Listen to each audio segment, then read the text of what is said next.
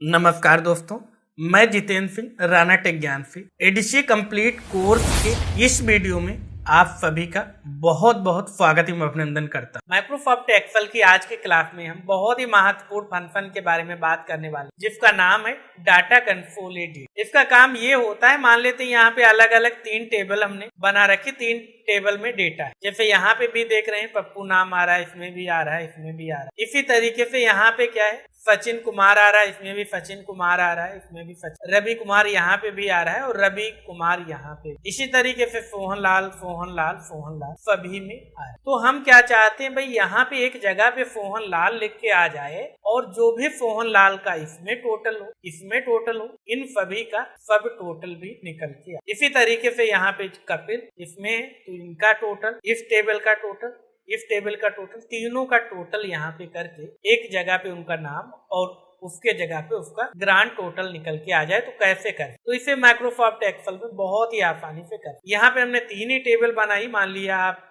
के केस में 10-12 टेबल है, तब भी आप एक काम कर सकते हैं। 50 टेबल है तब भी आप, बस आपको मेथड पता होना चाहिए और क्या यहाँ पे सावधानी रखनी, किस बात का विशेष ध्यान रखना, ये आपको पता होना चाहिए। आप चाहे जितने भी बड़े डेटा के साथ काम करेंगे, आपका रिजल्ट पूरी तरीके से सही निकल। तो यहाँ पे प्रॉपर रिजल्ट निकले, उसके लिए क्या करते हैं, हम यहाँ पे एक सेल को सेलेक्ट कर लेते हैं। मान लेते हैं कि भाई इस सेल को हम यहाँ पे सेलेक्ट कर लेते हैं और इस सेल को सेलेक्ट करने के बाद जाते हैं डेटा टैब में और डेटा टैब में आने के बाद हम यहाँ पे आ जाते हैं कंसोलिडेट पे। जैसे ही आप इस पे क्लिक करते हैं तो आपके सामने कुछ इस तरीके से एक पॉपअप आ जाता। अब यहाँ पे चीजों को पहले आप एक बार समझ लीजिए, उसके बाद हम इसे अप्लाई करेंगे। यहाँ पे आप किस फंक्शन का उपयोग करना, अभी हम क्या करना चाहते हैं, जोड़ना चाहते तो भाई सम का उपयोग करेंगे। आप यहाँ पे काउंट, एवरेज, मैक्स, मिन, प्रोडक्ट, काउंट नंबर, यहाँ पे और भी अलग अलग आपको फंक्शन मिल जाते हैं, इनके साथ आप इसका उपयोग कर सकते हैं। फिलहाल हम यहाँ पे सम के साथ इसका उपयोग करने वाले हैं, तो सम को सेलेक्ट कर लें। उसके बाद यहाँ पे रेफरेंस, अब रेफरेंस में क्या है, थोड़ा सा जूम आउट करते हैं यहाँ।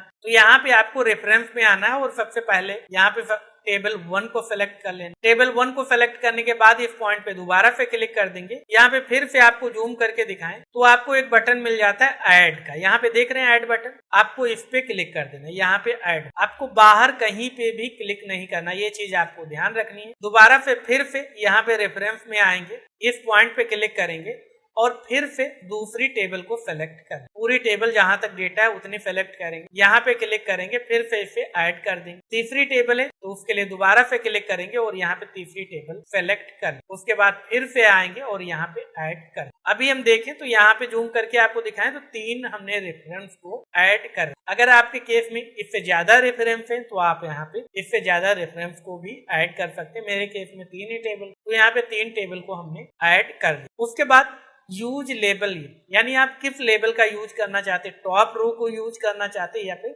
Left column. तो हम यहाँ पे क्या चाहते हैं भाई, अलग अलग नाम है, उनके साथ कुछ नंबर्स लिखे हुए, कुछ वैल्यू लिखी हुई। तो हम चाहते हैं यहाँ पे कॉलम्स, जो लेफ्ट कॉलम हो, बाएं तरफ के कॉलम हो, उनका उपयोग करना। तो यहाँ पे टॉप रो को टिक हटा देंगे, टॉप रो का टिक हटा देंगे और लेफ्ट कॉलम को टिक कर देंगे। उसके बाद यहाँ पे ओके बटन मिल जाता है, इस पे हम क्लिक कर। जैसे हम इस ओके बटन पे क्लिक कर रहे हैं तो यहाँ पे हमारे सामने देख सकते एक टेबल बन के आ रही है। अब मान लेते हैं यहाँ पे हम एक फिलहाल कॉलम डिलीट कर देते ताकि अगर जूम करके आपको दिखाएं तो प्रॉपर आपका डेटा है। अब यहाँ पे देख सकते हैं पप्पू का 160 है, किस तरीके से, तो यहाँ पे देख सकते हैं 50 और यहाँ पे पप्पू का 40, 90 हो गया और 90 और 70 160। इसी तरीके से यहाँ पे हम दूसरे रिकॉर्ड की बात करें, मान लेते जैसे मुन्ना, तो मुन्ना का यहाँ पे देख सकते हैं 80 है, 100 है, 180 हो गया, 20, 200 टोटल आ रहा है। इसी तरीके से मान लेते रविकांत का 10 यहाँ पे है, 20 यहाँ, 30 हो गया और 20 यहाँ पे, तो रविकांत का देख रहे हैं 50। इसी तरीके से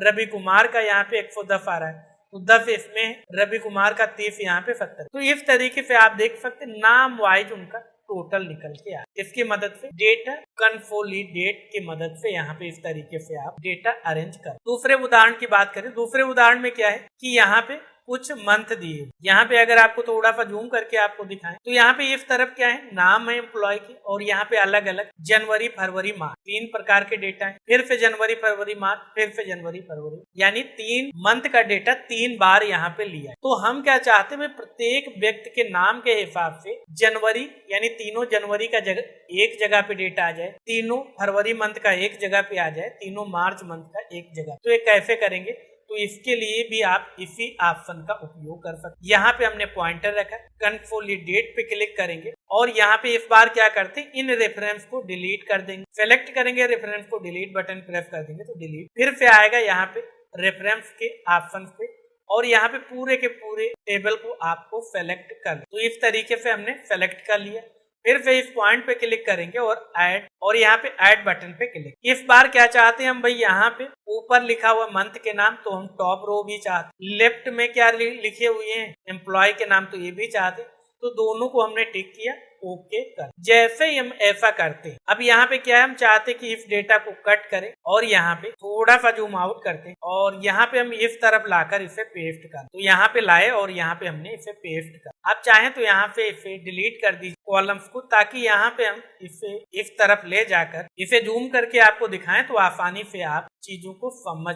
जैसे यहाँ पे देख रहे हैं राजू का टोटल कितना आ रहा है, जनवरी में 120 आ रहा है। जैसे 20 यहाँ पे, 10 यहाँ पे है, 30 और 90 यहाँ, तो 120। फरवरी में कितना आ रहा है, 200 आ रहा है। 30 यहाँ पे है और यहाँ पे फरवरी में 60 यहाँ पे, 90 और यहाँ पे देख सकते हैं इस तरीके से 200 आ रहा है। इसी तरीके से यहाँ पे सभी के रिकॉर्ड्स का आप टोटल देख सकते हैं। यहाँ पे हम उदाहरण के लिए बात कर लेते हैं देवेश का, तो देवेश का देख सकते हैं 40 जनवरी में, दूसरी जनवरी में 60, तो 100 हो जाएगा, तीसरी जनवरी में 50, तो टोटल 150 आ। फरवरी की बात करें तो यहाँ पे 10 है, यहाँ पे 10 है, 20 और 60 यहाँ पे 80, तो टोटल 80। इसी तरीके से मार्च की बात करें 40 है, 70 है, 110 और 60 यहाँ 170। तो इस तरीके से आप आसानी से डेटा को समराइज कर, आप इस एक्सेल फाइल को हमारे टेलीग्राम चैनल से डाउनलोड कर सकते हैं। अगर आपको कोई भी डाउट होता है, कोई भी कंफ्यूजन होता है इस फार्मूले को लगाने से संबंधित या फिर किसी भी टॉपिक से संबंधित, तो आप कमेंट बॉक्स में लिखिए या फिर हमारे इस दिए गए व्हाट्सएप नंबर पे भी आप व्हाट्सएप